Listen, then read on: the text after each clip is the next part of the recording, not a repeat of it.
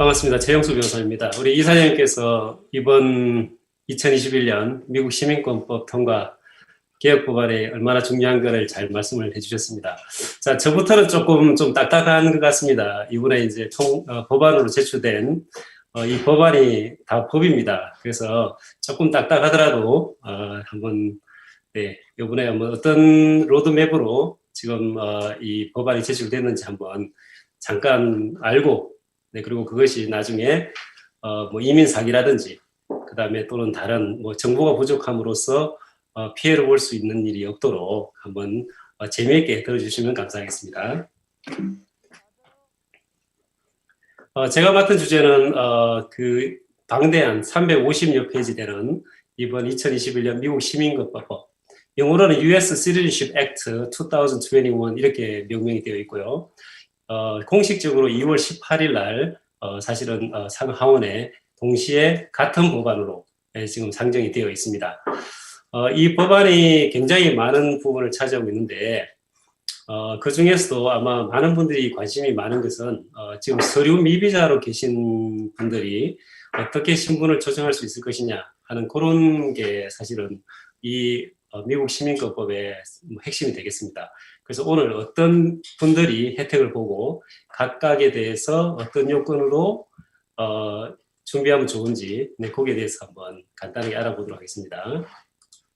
자, 그러면 어떤 분들이 이 서류 미비자 신분에서 합법 신분으로 전환이 할 수 있는 그런 분이 되시는지 수혜 대상자를 5가지로 한번 분류해 보겠습니다. 이게 이제 5개인데 한인분들이 해당되시는 분들은 여기서 한 4개 정도 이렇게 됩니다. 첫 번째 잠깐 보겠습니다. 가장 많은 분들이 이제 혜택을 보실 수 있는 게 일반 서류 미비자. 예, 그분들이 그래서 일반 지금 서류가 미비 계신 분들은 합법적 예비 이민자 신분이라는 새로운 이민법에서 새로운 그런 지위를 도입을 했습니다. 영어로는 Lawful Prospective Immigrant Status 이렇게 합니다. 그래서 한국말로는 그냥 통일적으로 합법적 예비 이민자 신분 이렇게 이해를 해주시면 되고요. 자, 이분들은 신분이 없는 상태에서 영주권이나 비자 스테이터스를 주진 않지만 그래도 미국에 합법적으로 체류할 수 있는 잠정적 신분을 받는다 이렇게 간단하게 이해해 주시면 될 것 같고요. 자, 두 번째 수혜 대상자는 이런 합법적 예비 신분자로서 승인을 받은 경우에 그분들이 영주권을 신청할 수 있는 길을 열어놨다 이렇게 이해를 해주시고요. 세 번째, 여러분들이 그 자녀분들 많으실 텐데 우리 다카 수혜자도 계시고 그 다음에 요건이 안 돼가지고 다카를 신청 못하는 분도 계실 겁니다. 그래서 이 젊은 드리머들을 위해서 영주권을 바로 부여하는 법안이 지금 이 법안에 지금 포함이 되어 있습니다. 그리고 네 번째는 임시보호신분인데 우리 한인들은 임시보호신분에 해당되는 분이 없었기 때문에 그냥 간단하게 짚고 넘어가겠습니다. 그리고 마지막으로 농장에서 일하시는 분이 특별한 요건을 갖추면은 영주권을 부여하는 이런 5가지 캐러고리, 그러니까 신분이 없으신 분이 신분을 조정할 수 있는.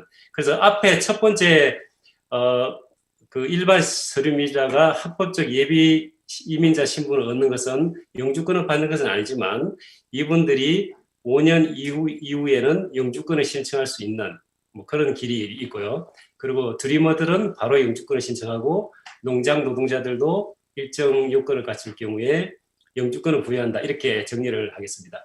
그래서 각 측으로 각각 이 수혜 대상자에 대해서 어떤 요건이 있는지를 한번 살펴보도록 하겠습니다.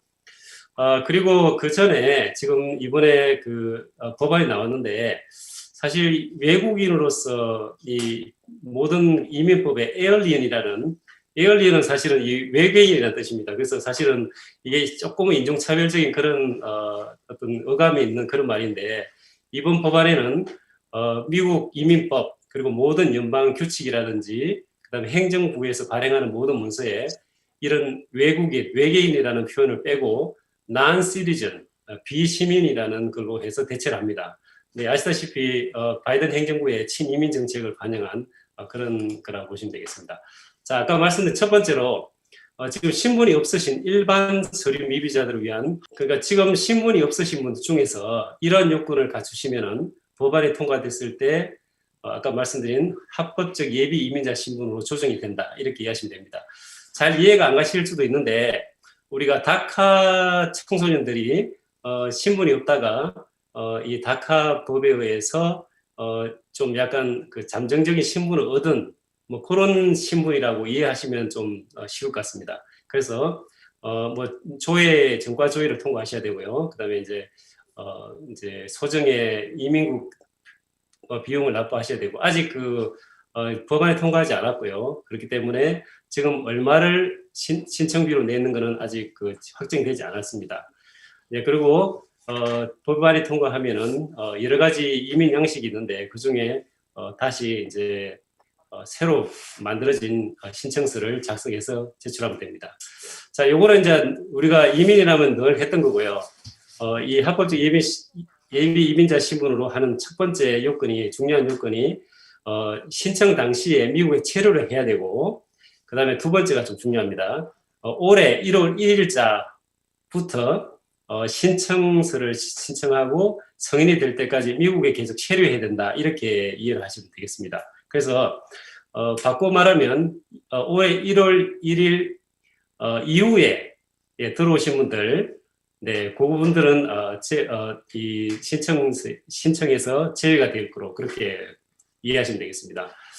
물론 이제 신청일까지 계속 미국에 체류해야 된다는 그런 요건이 있습니다만은 어떤 그 간단하게 이렇게 나가서 들어오는 거, 뭐 그런 거는 예외 사항으로 인정이 될 수 있고, 뭐 병이라든지 가족들이 사망한 경우, 그다음에 해외를 나갔는데 이 유행 조치, 제한 조치 때문에 어떤 그 180일 이상 나가실 경우에도 예외가 인정이 된다는 거, 뭐 그런 게 있습니다.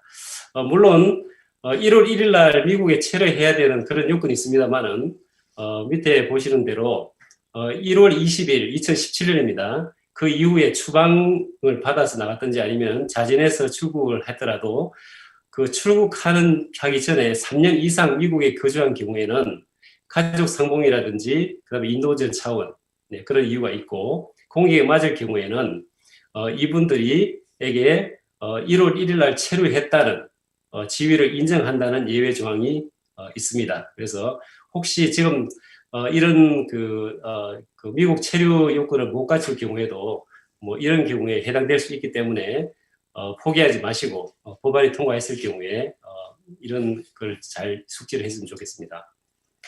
네, 그리고 합법적 예민자 신분에서 보면은 아까 말씀드린 5가지 우리 수혜 대상자 중에서 일반적으로 이제 적용되는 그런 내용들이 있습니다. 네, 그것을 잠깐 말씀해 드리도록 하겠습니다. 자, 그래서 우리가 일반적으로 이런 혜택을 신청을 할 때 혹시 그 본인이 이런 혜택이 아니고 뭐 다른 형태로 영주권을 신청한다든지 그럴 경우에 이중적으로 신청을 할 수 있다는 뭐 그런 내용도 지금 법안에 포함되어 있고요. 그리고 아까 5가지 신분을 조정하는 그런 혜택 수혜자들은 이걸 신청하더라도 쿼타에 적용이 없기 때문에 뭐 내가 늦게 신청해가지고 뭐 나중에 쿼타가 없어져서 나중에 신청을 못한다 이런 걱정을 안 하셔도 될 것 같습니다. 자, 그다음에 신청자 중에 한 분이 신청 중에 있는 신청자는 신청이 거부되거나 그다음에 추방 명령이 나오기 전까지는 추방이 되지 않습니다. 그래서 지금 신분이 없으신 분들도 이 5가지 중에 하나를 신청했을 경우에는 추방을 시키지 않는다는 그런 내용이 되어 있습니다. 그리고 가족 초청과 마찬가지로 신청자와 배우자, 자녀는 한 신청서로 신청을 한다는 것, 네, 그렇게 이해를 해주면 될 것 같습니다. 그리고 주 신청자의 신청이 거부되거나 신분을 다시 상실한 경우라도 다른 가족들은 따로 요건 충족 시 따로 신청을 할 수 있다는 것. 그래서 한 가족이 신청하더라도 다른 분이 자격이 없을 경우에 나머지 분들이 또 신청 자격이 있을 경우에는 별도의 신청도 가능하다는 그런 얘기로 되어 있습니다. 그리고 만약에 신청을 했을 경우에 이민국에서 최종 거부를 했을 경우에는 한 번에 항소 가능하다는 그런 조항이 있고요. 그리고 항소 중에는 추방이 금지됐다. 뭐 이렇게 좀 아시면 되겠습니다. 예, 그리고 신청을 하고 있는 중간에는 계류 중인 신청자는 불법적으로 미국에 거주하는 비시민권자로 네, 인정이 되지 않습니다. 그러니까는 신청만 하게 되면은 최소한 합법적으로 거주하는 거로 보겠다. 이런 내용이 법안에 지금 담겨 있다고 이해하시면 되겠습니다. 네, 그리고 신청서를 접수했을 경우에 접수증을 받으면은 접수증으로 고용과 노동이 가능하고 서류 미비자를 고용하는 고용주에게도 책임을 면한다는 그런 조항도 지금 법안에 들어가 있습니다. 네, 그래서 이렇게 해서 신청을 해서 합법적 이민자 신분이 이제 그 성인이 되면 최초 6년을 체류할 수 있도록 해두고 그 다음에 6년 연장을 할 수 있습니다. 그래서 최종 12년까지 이 신분으로 체류할 수 있다고 이렇게 지금 명시가 되어 있습니다. 그러면 이제 성인이 되게 되면은 이 신분을 증명할 수 있는 서류가 발급이 되고요. 그 다음에 성인이 되신 분은 모든 사안에 대해서 미국이 합법적으로 체류하는 거로 그렇게 간주가 된다고 명시가 되어 있습니다. 자, 그러면 합법적 예비 신분을 승인받은 분들의 여행은 어떻게 되는 것이냐? 네, 마찬가지로 이 신분을 받은 그 승인서를 가지고 여행을 할 수가 있고, 만약에 합법적 예비 이민자 신분을 뭐 예를 들면 그게 분실했을 경우에 그 정표를 분실했을 경우에는 여행 허가증이라는 것을 신청을 해서 비자 없이 해외 여행을 할 수 있다 이렇게 규정이 되어 있습니다. 그리고 이분들한테는 이제 소셜 시큐리티 넘버를 부여해서 소셜 시큐리티에서 운영하는 여러 프로그램에 가입을 할 수도 있고, 네, 세금 보고도 할 수 있고 이렇게 되어 있습니다. 그리고 마찬가지로 우리가 군 동원의 대상도 포함된다. 네, 이렇게 됩니다. 미국은 예비군 제도가 있습니다. 미국은 모병제이기 때문에 모든 분들이 군대는 안 가십니다만 이 신분을 취득하게 되면은 자동적으로 군 동원의 대상이 된다는 것은 예, 알고 있으면 좋겠습니다. 자, 신청 절차는 아까 그 이사장님께서 말씀을 해주셨습니다만은 상하원을 통과하고 대통령이 서명을 하고 그리고 법안에 보면은 1년 내에 이민국에서 내부 규정을 만든 다음에 이 접수를 받는다 이렇게 규정이 되어 있습니다. 그래서 모든 분들이 바라듯이 상하원 빨리 통과를 하고 대통령이 서명하시면은 이민국에서 빨리 내부 규칙을 만들어서 가급적이면 모든 분들이 빨리 신청을 해서 이 합법적 예비 이민자 신분을 받을 수 있도록 그렇게 저도 뭐 개인적으로 기도를 한번 해봅니다.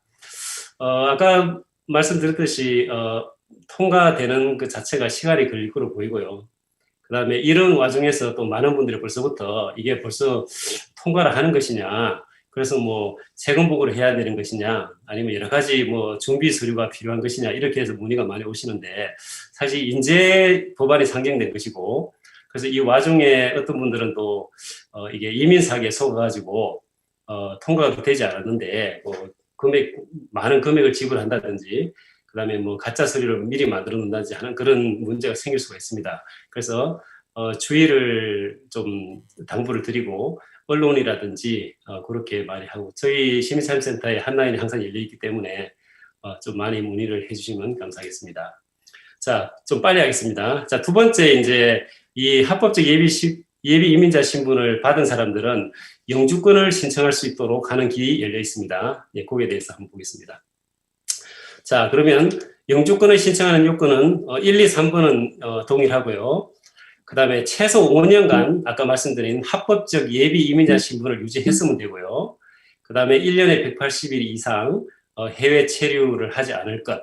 물론 조금 예외가 존재합니다. 그래서 180일 넘어갈지라도 일반 좀 특정한 사안이 있을 경우에는 봐주겠다 하는 그런 게 들어와 있고요. 마지막으로 우리 연방 세금법상에 뭐 이제 책임을 다해야 된다. 세금 잘내라는 그런 얘기입니다. 그래서 미국은 자진납세 제도입니다만은 본인이 세금 보고를 일을 했는데 세금 보고를 안 하게 되면은 이 지금 여섯 번째 나오는 요건에 결함이 있는 뭐 그렇게 되겠습니다. 자, 그다음에 많은 분들이 기대를 하고 있는 드리머들을 위한 것입니다. 이 드리머를 위한 영주권 부여, 이거는 합법적 신분을 주는 것이 아니고 바로 드리머 신분, 그게 다카가 아닌 드리머 또는 다카로 있는 드리머들이 바로 드림 액트라는 이 법안을 통해서 바로 영주권을 신청하는 어떻게 특별한 그런 또 영주권 신청이 되겠습니다. 네, 그래서 한번 두 개를 나누어서 한번 제가 소개해 드리겠습니다.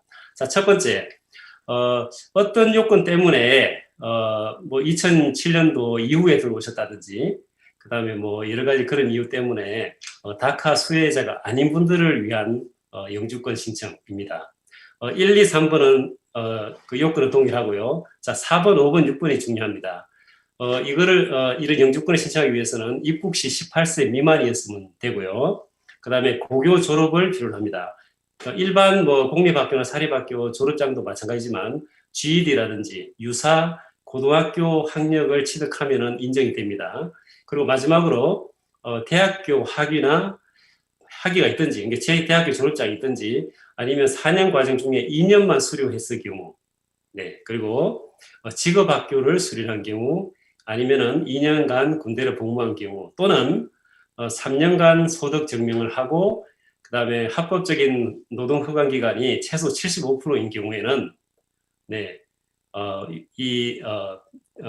다카 수혜자가 아닌 일반 드리머들이 영주권이 넣을 수 있는 그런 요건을 확보한다 이렇게 보시면 되고요. 마지막으로 셀렉티브 서비스, 미국은 18세에서 26세까지 있는 경우에 셀렉티브 서비스를 하도록 명시가 되어 있습니다. 그래서 본인이 18세에서 26세까지 되어 있을 경우에는 하시면 되고 26세가 넘어가면은 그걸 하지 않았다는, 할 수밖에, 이 기간에 할 수 없었다는 사유서를 쓰면은 이 7번 요건은 면제가 될 것으로 그렇게 기대하고 있습니다. 자, 그러면은 지금 현재 다카 신분을 가지고 계신 분들은 어떻게 하느냐? 예, 이분들은 조금 더 간소합니다. 왜냐하면 다카 신청을 통해서 벌써 이민국에서 스크린을 다 했기 때문에 지금 다카 신분을 가지고 계신 분들은 특별하게 네, 바로 영주권을 신청할 수 있는 자격을 준다 이렇게 이해하시면 되겠습니다. 자, 그 다음에 우리 농장 노동자가 가끔 이제 한인사에 있는 걸로 알고 있습니다. 그래서 제가 한양마트라든지 이런 그 한인마트에 가면은 가끔 들리는 그 얘기가 뭐 저기 알라바마 어디 농장에서 얼마나 일을 하고 지금 일하신다는 그런 분도 가끔 계시는데 잠깐 보겠습니다. 그래서 여기 해당되시는 분이 계시면 바로 영주권을 신청하는 길이 열려 있는 그런 내용입니다. 자, 농장 노동자 영주권 신청 요건을 한번 보겠습니다. 1, 2, 3번은 다 동일하고요. 4번을 한번 보겠습니다. 영주권을 신청하기 전에 최소 5년 동안 2,300시간 또는 400 근로일을 농장에서 일한 것을 증명해라, 이게 요건입니다. 네. 그래서 아무래도 이제 뭐 언제 이게 신청을 받을지는 잘 모르겠습니다만, 뭐 예를 들면 내년 1월 달에 아니면 내년 6월 달에 신청을 받겠다 그러면 그 신청을 하는 날로부터 5년 동안, 6년도 안 되고 2,300시간 400일 정도를 근무했다는 것을 농장에 가가지고 증명을 받으면 제일 좋겠습니다. 그래서 뭐 세금 보고를 했으면은 뭐 더더없이 좋겠습니다만은 안 한 경우라 할지라도 그런 증명을 하면은 이민국에서 고려가 되지 않을까 하는 그런 생각을 해봅니다.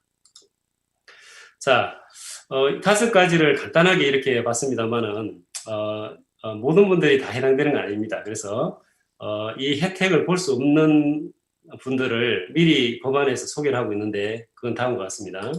첫 번째, 중범죄 전과가 있으신 분. 네, 중범죄는 펠론이라고 합니다. 그래서 보통 이제 스테이트 주에서 이제 체포가 되셔가지고 이제 중범죄인데, 중범죄는 형법상 개념을 보면 최소 가능 형량이 1년 이상 이렇게 됩니다.